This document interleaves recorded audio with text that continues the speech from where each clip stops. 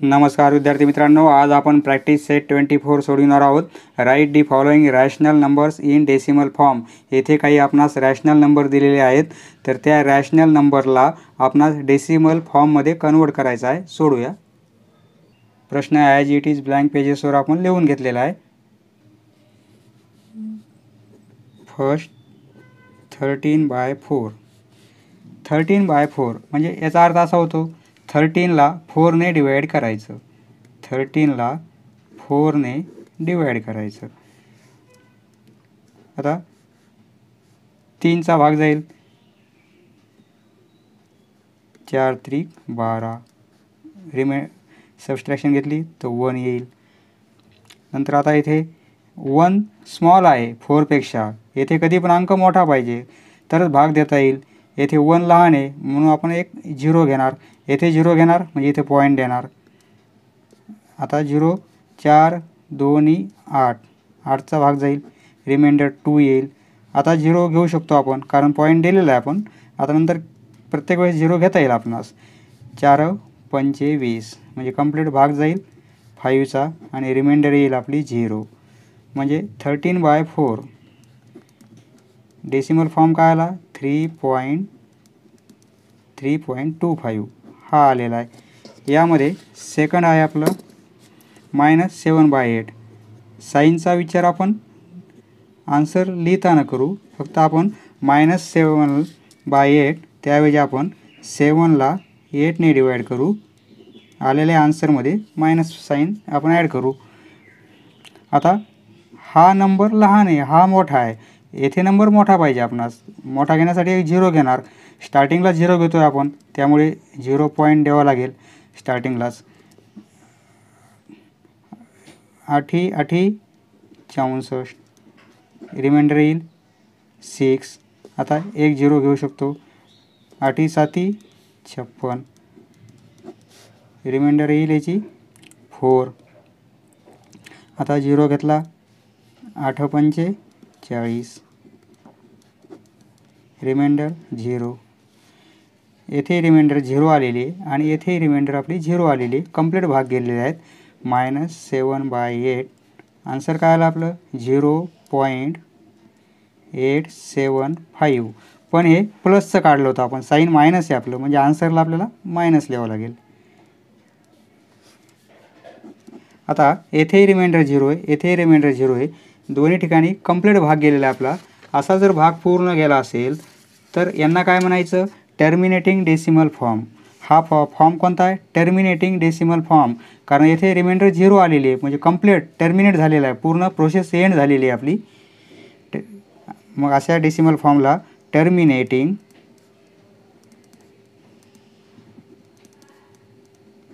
Decimal form हा आहे terminating decimal form. Next आता येथे 7 इंटिजर 3/5 आहे. 7 हा पूर्ण इंटिजर आहे, म्हणजे याचा अर्थ काय होतो 7, याचा अर्थ असा होतो 7 + 3/5 असा अर्थ होतो. म्हणजे येथे प्लस साईन असल्यासारखा अर्थ होतो. किंवा याला अशा फॉर्ममध्ये लिहिता येईल आपणास 5 × 7 म्हणजे 35 + 3 ॲड करतो आपण म्हणजे 38 होईल. आणि 7 × 5 प्लस हे 3 ॲड करणार आणि हा डिनोमिनेटर 5 घेणार. म्हणजे कोणता होईल हा रॅशनल नंबर 35 + 3 म्हणजे 38 होईल आणि 5. म्हणजे हे जर सोडवलं आपण तर याचा आन्सर मिळेल.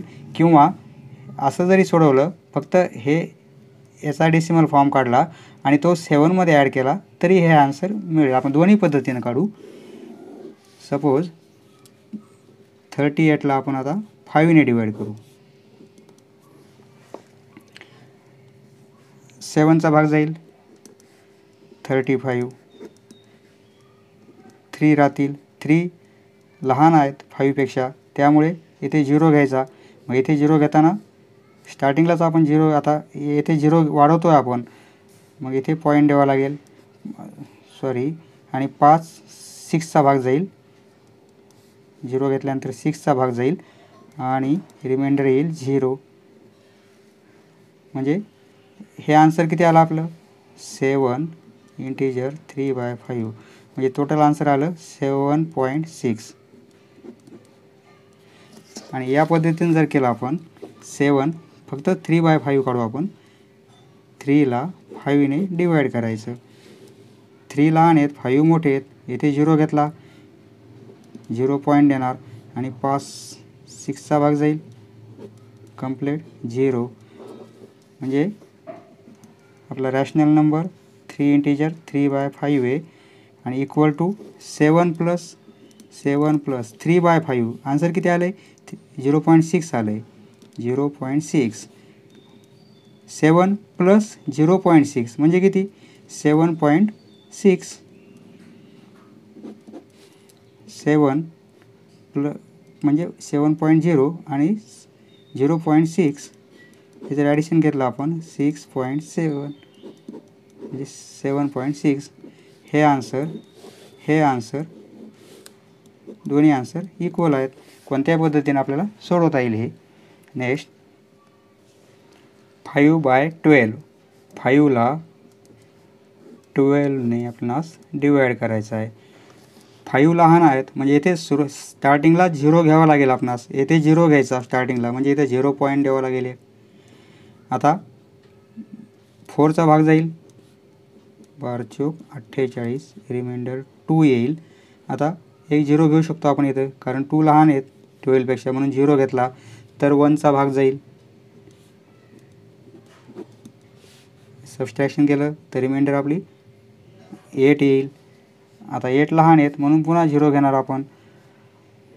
आता भाग जाईल 6चा 72 होईल 12×72 8 येईल रिमाइंडर. पुन्हा 0 घेणार आपण मग पुन्हा 6चा भाग जाईल. आता रिमाइंडर 8च येणार पुन्हा 0 घेणार पुन्हा 6चा भाग जाईल. आता कंटिन्यू आपली काय प्रोसेस काय होते प्रत्येक वेळेस रिमाइंडर 8च येते आणि कोशंट आपला 6 म्हणजे त्याला 6नेच भाग जातो आहे. कंटिन्यू येणार हे असं आहे.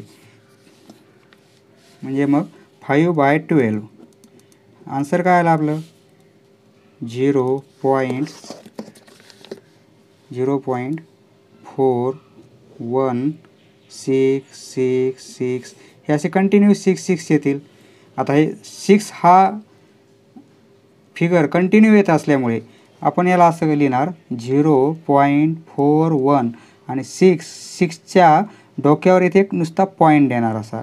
म्हणजे याचा अर्थ असा होतो की 0.41 नंतर 6 हा पॉईंट कंटिन्यू येतो आहे त्यामुळे असा पॉईंट द्यायचा. 6 लिहायची गरज नाही फक्त 6वर एक डॉट द्यायचा असा. आता नेक्स्ट याची रिमाइंडर कंटिन्यू आपली 8 येते आणि कोशंट 6चा येतो आहे म्हणजे ही प्रोसेस काही एंड होत नाही आहे. तर अशा प्रोसेसला काय म्हणायचं मग हा डेसिमल फॉर्म कोणत्या प्रकारचा होईल तो कधी संपतच नाही कंटिन्यू वाढत जातो आहे आणि सारखाच येतो आहे 6. मग हे झाले इज कॉल्ड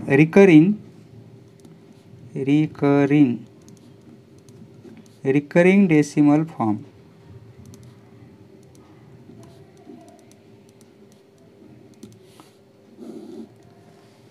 झिरो जर रिमाइंडर येत असेल आणि भाग पूर्ण जात असेल प्रोसेस एंड होत असेल तर टर्मिनेटिंग डेसिमल फॉर्म. आणि येथे रिमाइंडर कंटिन्यू सेम येते आणि क्वोशंट कंटिन्यू सारखाच येतो आहे त्यामुळे रिकरिंग डेसिमल फॉर्म हा आहे रिकरिंग डेसिमल फॉर्म. नेक्स्ट 22/7 म्हणजे 22ला 7ने आपण डिवाइड करणार. कंप्लीट 3चा भाग जाईल 7×3=21 1 राहतील. आता 1ला 7ने डिवाइड करताना नाही कारण लहान आहेत म्हणून इथे 0 घेणार आपण. 0 घेतो आहे स्टार्टिंगला पहिल्याच वेळेस म्हणून इथे पॉईंट देणार. आता 0 घेऊ शकतो आपण. आता 1चा भाग जाईल 7 बाकी येईल 3. आता 0 घेतला आपण 7×28 बाकी 2 येईल 2 लहान आहे 7पेक्षा म्हणजे 0 घेतला. 7 दोन्ही 14, 7 त्रिक 21, 7 दोन्ही 14 होईल. 6 उरतील. 6 उरल्यानंतर पुन्हा 0 घेतला. 7 7 7 8 56 होतील. आता 4 राहील. 4ला 0 घेतला. पुन्हा आता 5चा भाग जाईल तर 35 येईल. 35 तर इथे 5 राहतील. 5 राहिल्यानंतर आपण आता पुन्हा 0 घेणार. 0 घेतल्यानंतर 7चा भाग जाईल तर 49. आता रिमाइंडर आपली 1 होईल. आता 1 होईल. 1 रिमाइंडर इथे आली होती आपली ह्या पॉईंटला. या पॉईंटनंतर आपण कंटिन्यू ही प्रोसेस केलेली आहे. म्हणजे आता पुन्हा येथे 0 घेणार. म्हणजे सेम हेच अंक रिपीट होतील आता याच्या पुढे कंटिन्यू. म्हणजे 1 4 2 8 5 7 हे नंबर कसे येतील? ह्या 1 नंतर कंटिन्यू येत राहतील हे नंबर, एवढे नंबर. तर याचा आन्सर कसं लिहायचं मग? 22/7 इक्वल टू 1 4 2 8 5 7 3.142857 एवढे नंबर रिपीट होत आहे. 1 4 2 8 5 7 म्हणून एवढ्या नंबरवर एक बार द्यायचा अशी हॉरिझॉन्टल लाईन असा बार द्यायचा. म्हणजे याचा अर्थ असा होतो की ह्या एवढे नंबर पुन्हा कंटिन्यू येतील. तेव्हा प्रोसेस अशी कंटिन्यू चालू राहील. नंतर हेच अंक रिपीट होतात. आपण एकच नंबर रिपीट होत असेल तर फक्त डॉट देतो आणि 2 किंवा त्यापेक्षा जास्त नंबर जर रिपीट होत असतील तर सर्वांवर आपण बार देतो असा. म्हणून आन्सर आलेलं आपलं 22/7 इक्वल टू 3.142857. पाहू आपण येथे. आता येथे 1चा भाग जाईल 7 1 7 3 राहतील 0. पुन्हा 4चा भाग जाईल 7 चौक 28 2 राहतील. म्हणजे 1 4 1 4 नंतर 2चा जाईल, नंतर 8चा जाईल, नंतर 5चा, नंतर 7चा. म्हणजे हे नंबर कंटिन्यू रिपीट होतील. नेक्स्ट 4/3 4ला 3ने आपण डिवाईड करणार. 1चा भाग जाईल 3 1 3 बाकी 1 राहील. 1 लहान आहे 3पेक्षा म्हणून 0 घेणार. आता आपण 0 घेतोय म्हणून इथे पॉईंट द्यावा लागेल. पॉईंट दिल्यानंतर 3चा भाग जाईल 9 होईल. हे सबस्ट्रॅक्शन 1 येईल. आता इथे पुन्हा 0 घेणार.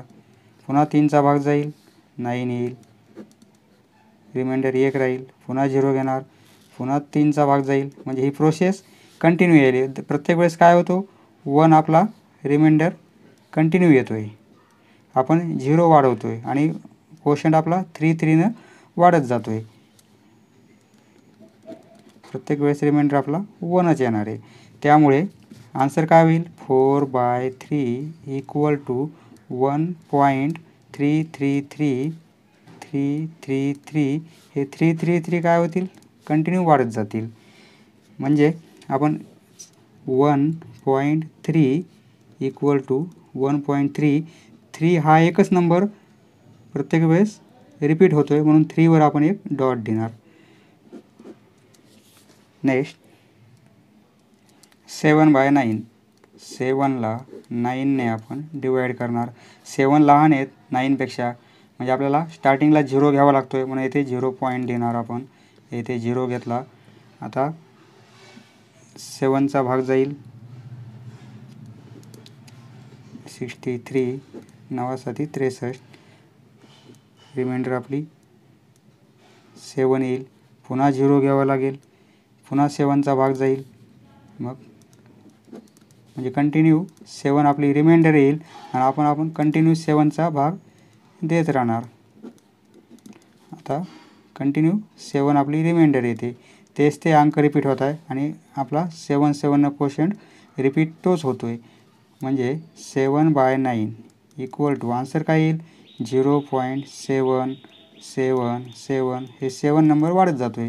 म्हणजे 7/9 इक्वल टू 0.7. 7 हा एकच नंबर प्रत्येक वेळेस रिपीट होतो आहे, त्यामुळे आपण 7वर एक डॉट लिहिणार असा. 0.7 आणि हा डॉट म्हणजे याचा अर्थ असा होतो की हे लक्षात येते 7 हा पॉईंट रिपीट होत आहे. समजलं मित्रांनो? धन्यवाद. पुढचा व्हिडिओ पाहण्यासाठी चॅनल सबस्क्राईब करा. धन्यवाद.